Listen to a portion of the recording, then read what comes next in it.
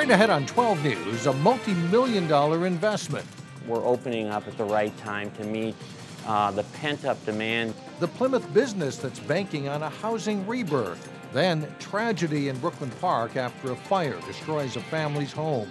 But first, from Minneapolis to Brooklyn Park and Brooklyn Center, the latest on a deadly weekend on the roads. 12 News starts right now.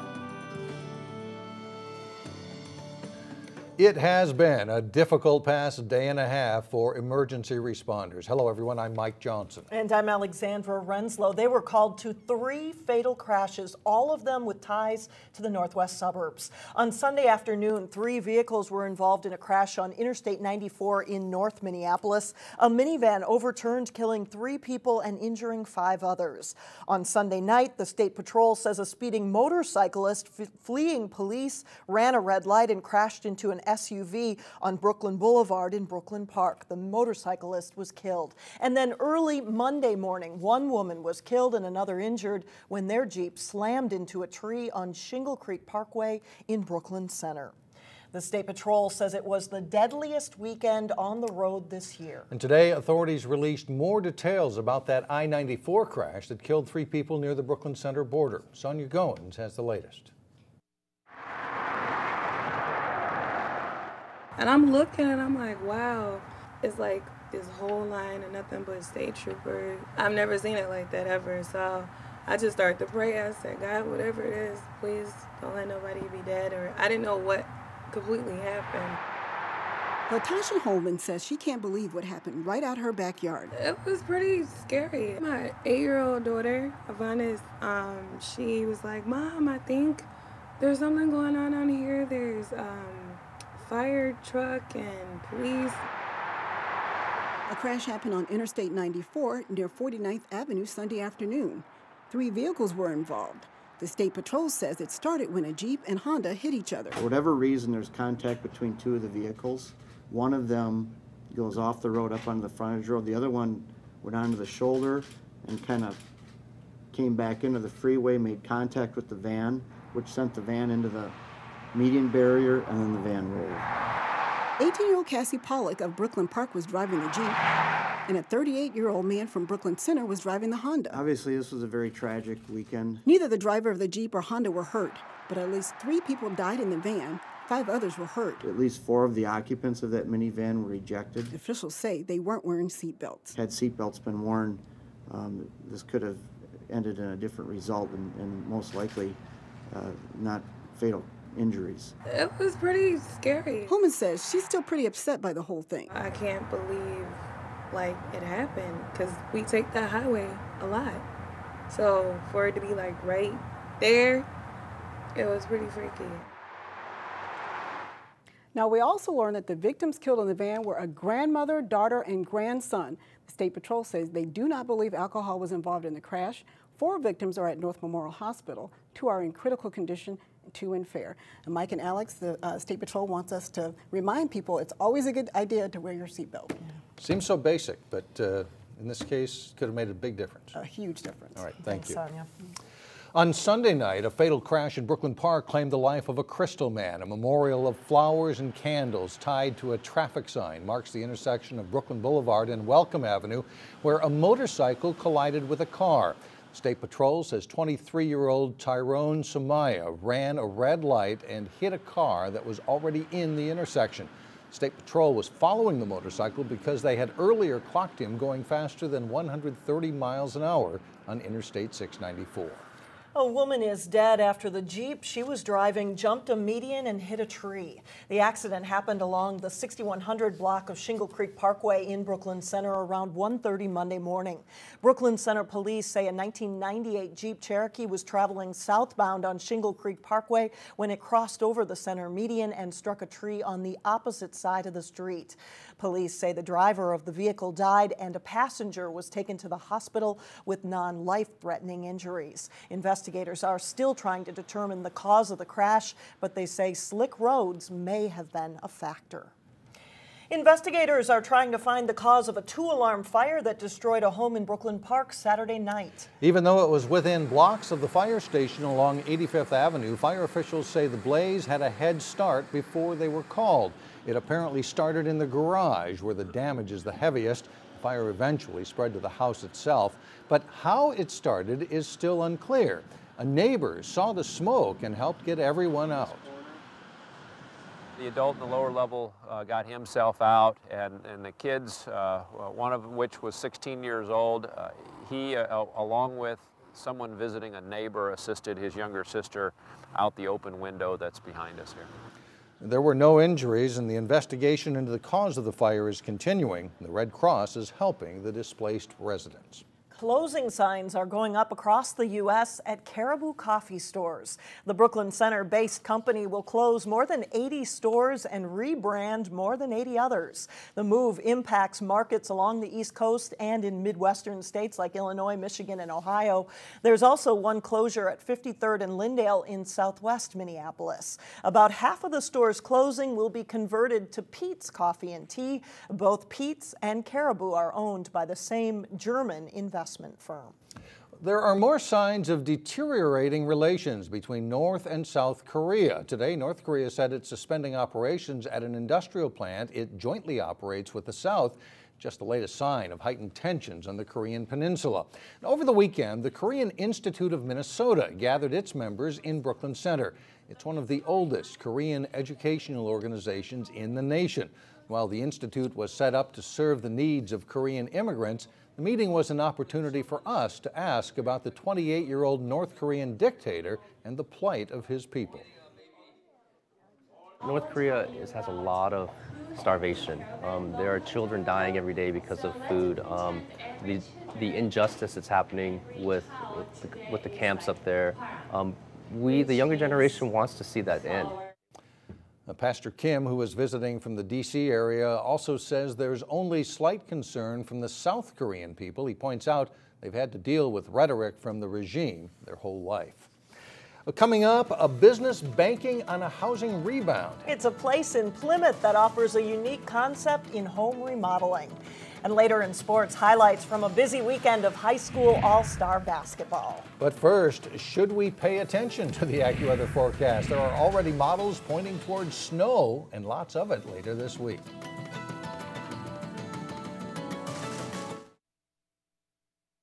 There will be no parade with the Crystal Frolics celebration this summer. Organizers instead opted for a second night of fireworks.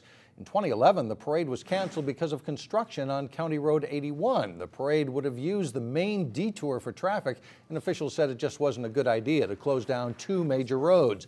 But the parade went on last year, and now there is concern about road construction near Becker Park that would impact the area where parades normally line up.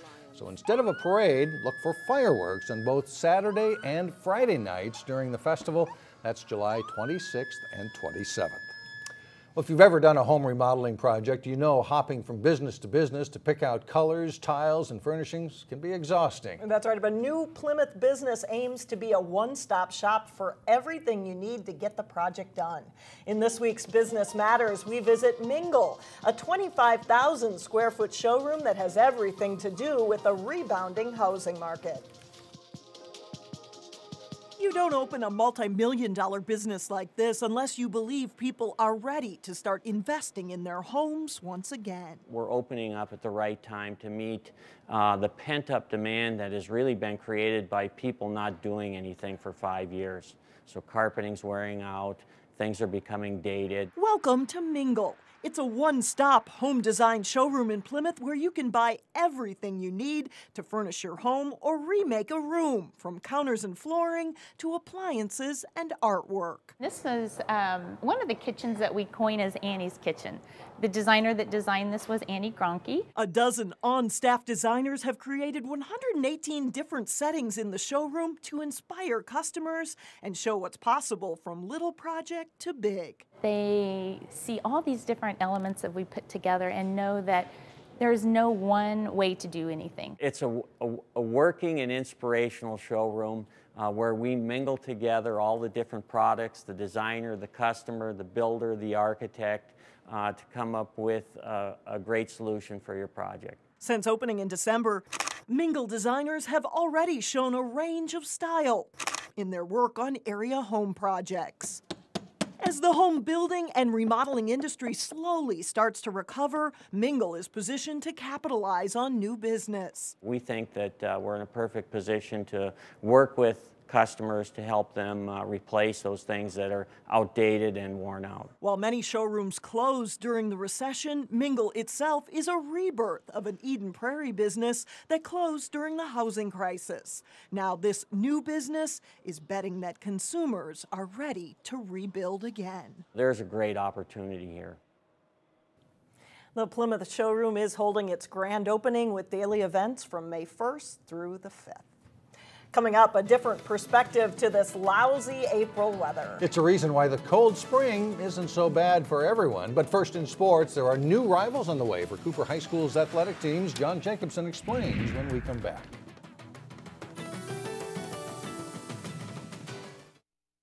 Basketball season is done, but not for everyone. Some pretty good basketball over the weekend. Really good basketball players in St. Cloud and St. Paul, and a chance to have some fun, showcase their talents, and entertain the fans, too. The Minnesota Basketball Coaches Association All-Star Series featured 40 of the state's best boys players from the class of 2013. Several guys from this area took part in the two-day, four-game series. It started Friday night with a doubleheader in St. Cloud. The Maroon All-Stars, Xavier Hall from Tartan High School, nice crossover dribble to free himself for two. The Maroon faced the Gold All-Stars, who were wearing gray, not gold. Devin Buckley of Park Center knocks down a three for the Gold. Dustin Franck of Apple Valley, perfect lob pass here to Reggie Lynch of Edina, who slams it home. Gold leads at 67-42. Second half, Caribou Johnson of the Blake School drains a three. The Maroon All-Stars never really get it going on this night. Buckley dialed in. He drops in another triple coming up. He leads all scorers with 23 points as the Gold All-Stars rout the Maroon team 130-95. Park Center's Bo Powell and Kevin Polite coaching the Green All-Stars. They face the Blue All-Star team in this one. Nick O'Hara of Armstrong with a three-pointer there for the Green team. Mike Millard of Fergus Falls steps in front of the pass and takes it the distance for two of his 28 points. That brings the blue team within three. Park Center's Quentin Hooker starts the fast break here for the Green. And this play ends with a dunk by Richfield's Deshaun Jones. And Green All-Stars up by 18. At halftime, a three-point contest featuring Osseo's Bridge Tussler. Hooker of Park Center also among the three-point shooters. Anders Broman of Lakeview Christian won the three-point contest. Back to the regular game, second half action. Isaiah Hansen of Maranatha Christian Academy knocking down a three for the Blue All-Stars. His team trailing by 14. Nice spin move by Minnetonka's Riley Deering. Caps a 12-0 run for the Green All-Stars. That extends the team's lead to 26 points. Hooker takes the pass from Prior Lake's Carson Shanks, takes it the distance. And the Green All-Stars win 114-106 over the Blue. In the Saturday games at McAllister, the Green All-Stars, led by Anders Broman's 30 points, won the series championship 127-122 over the Gold. Bridge Tussler scored 21 points for the Blue All-Stars. They won the third-place game over the Maroon 113-101. With the three northernmost high schools departing the North Suburban Conference, other schools in the league, including Cooper, began to explore finding a new conference. After about 2 years of planning, Cooper has joined 6 other schools to form the brand new Metro West Conference. Jay Wilcox has reaction from Cooper. It's a new home with some old friends for Cooper in the Metro West Conference, starting in the 2014-2015 school year. They've been in the same conference as St. Louis Park through all of their school history and will be reunited with former Classic Lake and Lake rival Richfield and former Lake foes from Bloomington, Jefferson, and Kennedy, along with future rivals Chaska and Chanhassen. Well, we're very excited about it. Obviously, in history, we've dealt with the Bloomingtons before, Richfield, St. Louis Park. We're awfully excited about that, and Chaska-Chan have been a nice fit also into it, where a lot of schools of similar makeup, similar size. It'll vary by sport, but the Hawks coaches we talked to feel the new conference will be a good fit. I'm excited about the new move. I think that, you know, girls basketball-wise, definitely some good programs. But we've always been right there at St. Louis Park. Richfield, we've always been super competitive. We were all the way back when we were at the Classic Lake. The other ones bring in some tradition in girls basketball, which I think is a good thing. What it presents is an opportunity for our kids to still see great competition through the year, but also see the potential for some success and having, you know, good football teams like a Richfield. You have both Chaska and Chanhassen. They present an identity that's very similar to what we go through. I think it'll be a good fit. There's some schools already applying to the conference besides us 7. The locality is a lot better than what we had, and all these schools have all levels typically of every sport, so as far as scheduling, it's a better fit too. The talent levels tended to vary widely in the North Suburban. Cooper's looking forward to having everyone on more equal footing. Jay Wilcox, 12 Sports. Again, that conference starts in 2014. All right, we'll be right back. Well, you might not be thrilled about this week's weather forecast, but one Wayzata man can't wait for more cold. Renee Bonneau shows you why he's trying to sap as much as he can out of winter. So when we're collecting sap, it's collected in a bucket. I like these classic old tin buckets. For a few weeks out of the year, I'm going to take this one. Richard Dirks' forest of maple trees becomes a farm. I started syruping about 4 or 5 years ago. Okay.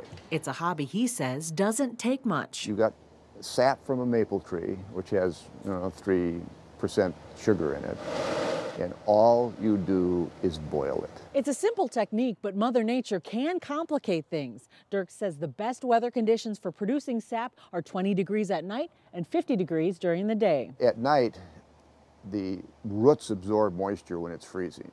And then in the day when it gets warm, and the trees that are dark, they absorb more sunlight. They get warm and the sap then starts to run like crazy. Last year's mild winter made for a sorry syrup season. I think I got a quart. I mean, it was nothing. This year is showing some promise. Okay, here we go. Dirks says it takes about 30 gallons of sap to make 1 gallon of maple syrup. And that's pure maple syrup coming out of there. So far, he's got enough for 4 gallons of syrup. I'm desperately hoping we get some really cold weather in the next few days so we can get the last big batch of sap in and get more maple syrup. Once it's bottled and sealed, maple syrup can last a long time. Well, this is what you end up with. So perhaps Dirks should stock up, just in case conditions don't cooperate next year. But it's great fun. I really enjoy it. In Wayzata, Renee Bonneau, 12 News. And you won't find Dirk syrup in stores. He only makes it for friends and family, so you have to sweeten up to him. Yeah, right. He's the only one hoping for cold weather, man. The only one. That's it for us. See you tomorrow.